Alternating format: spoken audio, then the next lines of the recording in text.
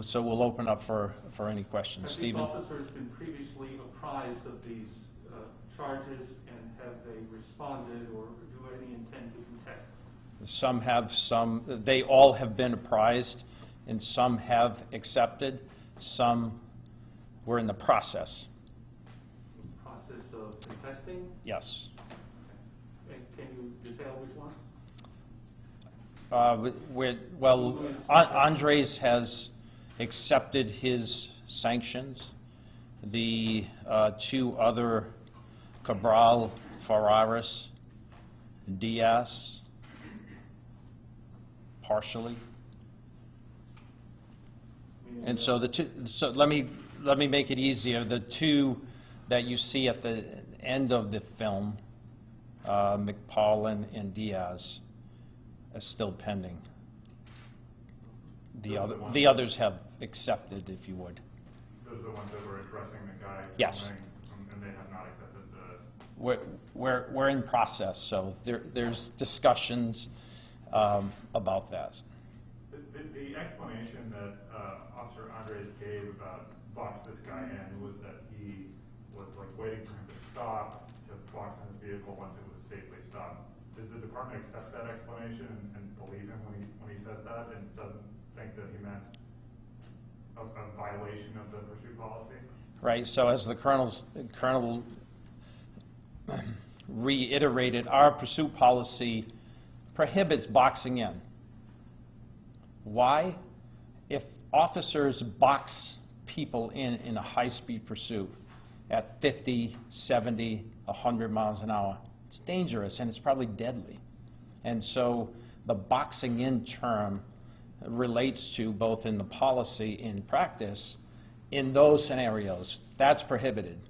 Blocking or boxing in a safe manner, that's how we get these motor vehicles, these ATVs. So although understood, they looked at what he meant when he said box this guy in.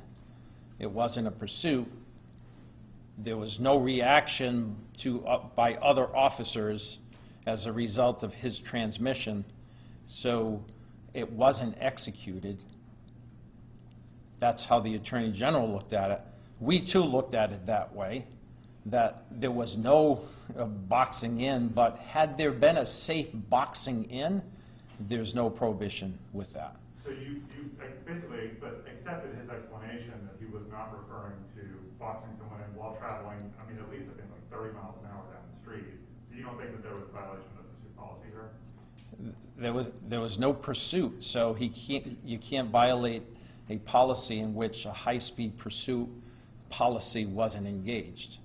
So no is the answer. I think the family is skeptical of his explanation, of even the explanation that McParlin was just happening to be pulling out and wasn't responding. Understood, and I understand that frustration in belief by some, and the family, of course. But we examine, those two aspects in every way we can, including McParlin as he, leaves Bissell and traverses, stops, and then goes on Elmwood North. So we looked at those aspects, and there's no violation for that specific behavior by Andres and McParlin. If I could pick up on that point, I think people are going to be confused at the difference between a pursuit and an escort when the punishments between the two, the policy differences, I guess, allow for a higher level of punishment. I mean, they're going to see the video, they're going to see that he's followed, and that it appears that he turns right to avoid the car. I mean, what can you say to the people who are just not going to latch on to the fact that this wasn't a pursuit by classification, but he was being followed by an officer? Sure. No, I understand the distinction, but the policy is clear when a pursuit happens, whether you call it in, whether you follow exactly the policy.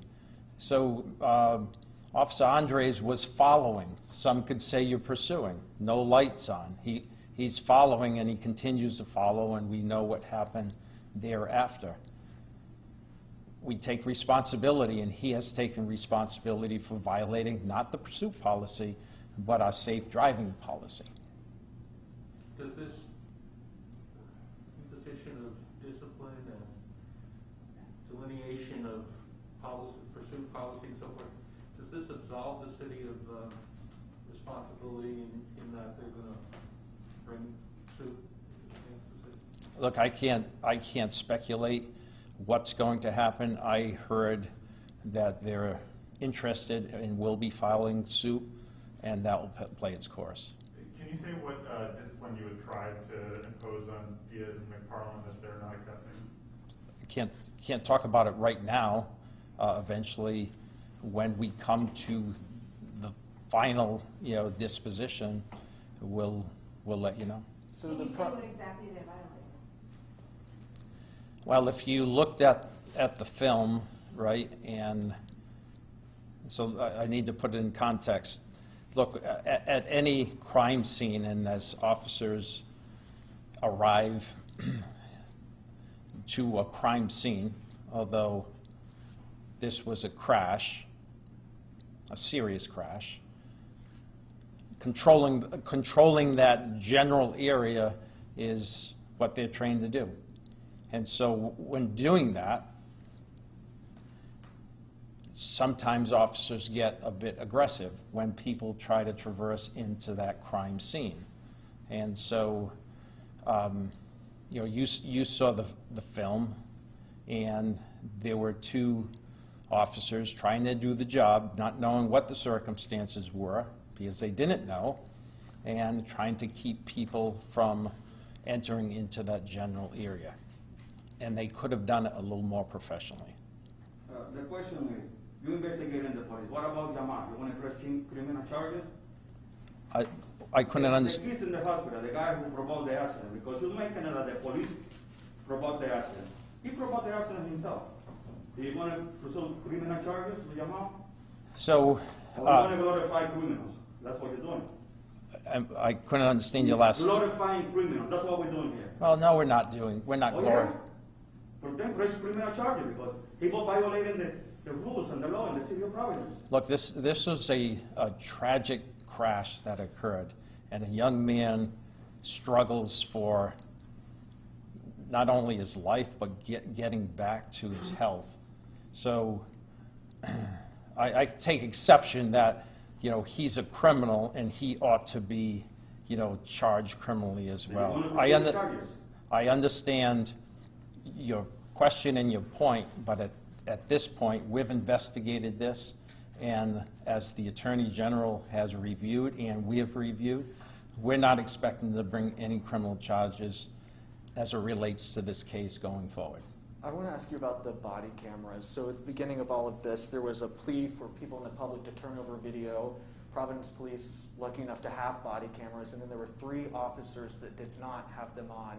You're concerned with that and the fact that it could have been critical video, not just in this case, but other cases in the future? Yeah, so we're always concerned, and we always impress upon our officers, wear them, and we get pretty aggressive. Turn them on. We get pretty aggressive when they don't. And there's a process, so, training, when you're in the height of a situation, it takes time. Look, there's no excuse. They should be wearing them, and they should be activating them. But there's also, if you're the 5th officer or 7th officer on a scene, and you're not first on and you're not interacting with anyone, then the policy doesn't require you to turn it on. We don't need to run video as an officer is directing traffic or standing a crime scene or those things. So the policy is really clear, and it's really a policy that works, and these officers, for the most part, engage their body cam, and when they don't, they get disciplined. So these 3 that I speak of, 2 were inconsequential. The 3rd was consequential because there was interaction with a civilian. Our message has been, both internally and to the public, if you have any doubt, put it on. Just put it on. rather than try to decide, should I put it on in this kind of interaction? So I hear you, but we've come a long way in this department in auditing and ensuring the use of body cameras where we are today. And we're going to continue to hold them responsible for engaging that body cam. What led you to the conclusion that there was no pursuit here? I think people watching the video would see a police car which previously had its lights on just earlier in the street, looked like it was following pretty closely. Why is that not a pursuit? So a pursuit under the policy and under the state statute requires certain conditions. Speed up over 15 miles an hour. Lights and siren have to be activated. The motorists in any, you as a police officer have to ensure that that motorist knows you're a police officer and you're attempting to stop that vehicle, and there's got to be a flight. So that motorist is going to flee from that traffic stop. And so those are the conditions, and sometimes they happen in 7 seconds, and sometimes they happen in 7 minutes. But as you progress into a pursuit, the officer has obligations in determining whether or not to continue with the pursuit or not, and they're really strict, and it requires immediate supervisory intervention and assessment. In most of our pursuits, when they begin, they get terminated, meaning stop that pursuit. And the officer's told, shut the lights and siren down, do not continue to pursue, because it's too dangerous to innocent people, to the officer, and to the person that's trying to flee. Doesn't Okay, that just one sort more of- Brian, then we'll answer our clients, okay? Doesn't that just sort of beg the question, though? I mean, you're saying what an appropriate pursuit is. Couldn't one argue that Officer Andres was pursuing him, just doing it in an inappropriate way, without his lights on, without calling it in? Look, that's why we have policy. Here are the conditions, and it's in the state law. Here are the conditions in which a pursuit is considered a pursuit. And in this, it wasn't.